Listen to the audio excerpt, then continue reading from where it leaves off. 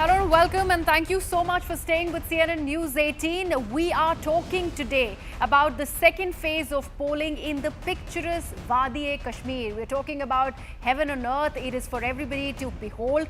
The electoral process, the democratic electoral process is returning to the valley of Kashmir and also to Jammu after a decade. And that's the big talking point. It is phase 2 of elections in Jammu and Kashmir. The key things to look at before we actually take a look at the number of voters who have come out early in the morning to exercise their franchise. We will talk about all of that. But before that, let's take a look at the key candidates and the constituencies that go into polls as far as phase 2 in Jammu and Kashmir. So 26 seats are polling in this particular phase. That's the important point to note. And also in this phase 2, the seats are spread across 6 districts of both Kashmir and Jammu division. So here we're talking about Central Kashmir and also the Jammu division. And Jammu division specifically has been under the shadow of the gun. There have been a spate of terror instances that the Jammu belt has seen. And under all of that, we are seeing the electoral process happen. This is phase 2, remember.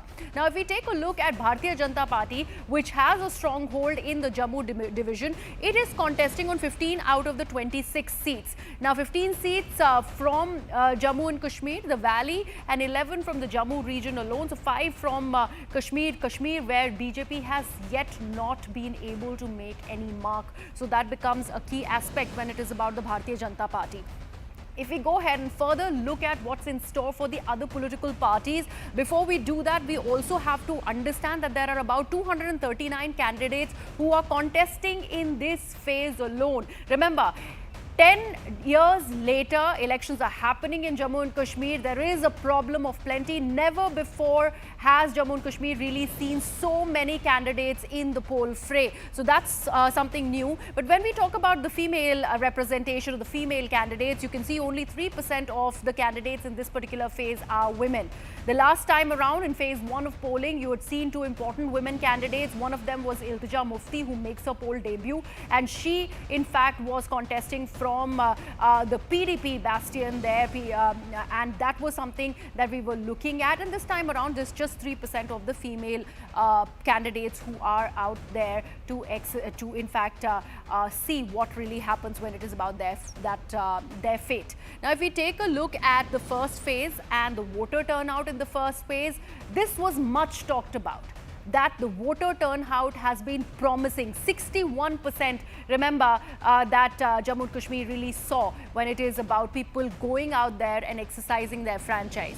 Now, let's take a look at the other political party. We already spoke about the Bharatiya Janata Party. Congress. Congress has promised a slew of welfare measures as part of its manifesto. It is also speaking about how they will ensure that Kashmir, who's now been downsized into a union territory, gets that status of the state back. Because remember, that is one point where the normal Kashmiri really is taking on as this as an insult, that the state has been downsized to a union territory. And that is the emotional aspect that the Congress party, also parties like the National Conference, are playing big on. And they, in fact, ensure and promise the return of that union territory and they getting back the status of the state. But yet, the Congress has not spoken about a restoration of Article 370, which has been a key aspect of the manifesto of its ally, National Conference, and also parties like the PDP. We'll talk more about that and how the clash of manifesto possibly is going to impact the way the voter there really is voting. A voter who occasionally and traditionally votes for the National Conference. Will all of that be impacting the mood of the voter is something that we also would like to understand. But let me actually go ahead and take this across to my colleague Ishan Wani, who is with us live on the broadcast. Ishan is live with us from Budgam. Ishan, I'd like to understand the fact that Budgam is seeing a tough fight. This time, Omar Abdullah has, decided to contest from Budgam as well.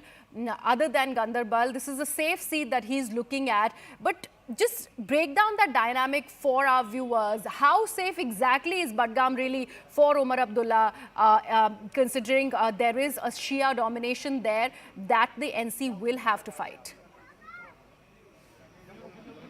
Well, you're exactly right.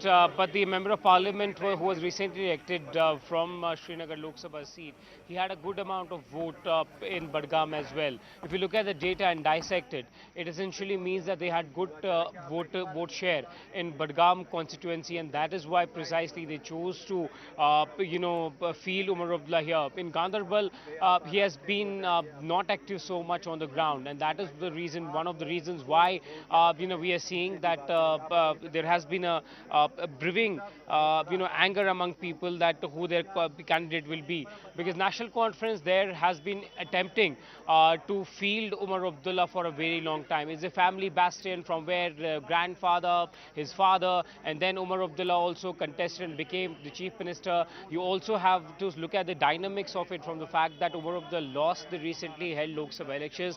That brought down the morale of the National Conference, though they were able to successfully win the two seats in Lok Sabha elections in Kashmir division.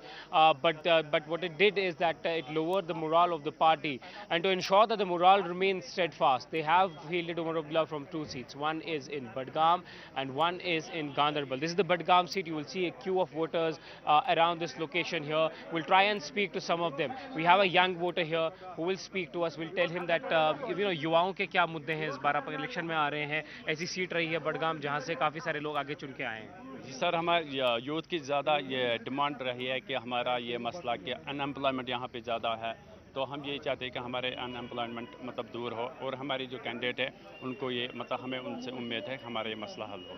तो आपको लगता है कि युवाओं आगे vote देने से, आगे जाने से, लोग उनके एमएलए रिप्रेजेंट होकर 10 साल बाद हो रहा है ये election?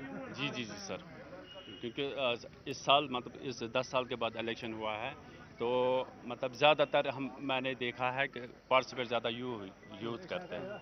Ji, so you have young and old in long queues here expressing their voice. आप कुछ समय पहले कह रहे थे कि जीएसटी एक इशू है आपके लिए या कुछ ऐसी चीज़ें हैं जिसमें रियायत मिलनी चाहिए, तो क्या दिमाग माइंडसेट से आप आए हैं आज? देखिए, जीएसटी तो कोई इशू है ही नहीं, बट जो मार्केट ने हमें महंगाई से लूट के रखा है, तब वो मुद्दा सामने रख के हम जीएसटी नहीं भर पा रहे हैं, इसलिए हमारे बिजनेस भी खत्म हो चुका है. जीएसटी का असली वही मतलब है. अगर मार्केट में अगर काम होता है, बेरोजगारी नहीं होती, तो जीएसटी कोई हमारे सामने कोई मुद्दा था ही नहीं. अब जो कि सब कुछ लुट चुका है, खट चुका है, तो इसलिए हर कोई चीज मुद्दा तो बन ही सकता है. So as you heard from these locals, we had both voices of young and old who are saying that it's important for them to vote, and essentially they have their own issues. Some people want better education infrastructure, some want hospitals, others want unemployment. But one thing that we have seen across the two phases is that there is unemployment. You have parents speaking out that their kids they're educated, they have done PhD, but they are demanding better education and better facilities for their kids, for their future, and also job and employment has been a major core focus, because there hasn't been really a big private industry that could have been set up in Kashmir and provided employment. That hasn't happened, and that is why essentially you're seeing that there is a growing voices from youngsters that they want employment, that they want their area to be developed, while the regional political parties have kept their focus on development, but their main political focus has been 370, the return of statehood. You have the Congress speaking about the return of statehood, saying that they will pass a resolution in the assembly when and if they are elected to power regarding statehood, and will pressurize the government. You have the National Conference talking about 370, that if not today, then someday they will pressurize the government to return statehood and go to the courts again, have a larger bench of 7 bench judges who can turn decision.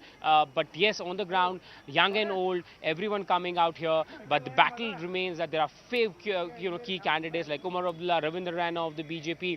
You have other contestants who are fighting their elections for the first time. Jamaat-e-Islami, Hurriyat, everyone is trying to take their part in this democratic process in the first election taking place after the abrogation of Article Absolutely, and abrogation of Article 370 and the promise to restore it is something that at least two important political parties, that is the National Conference and the PDP, are really banking upon.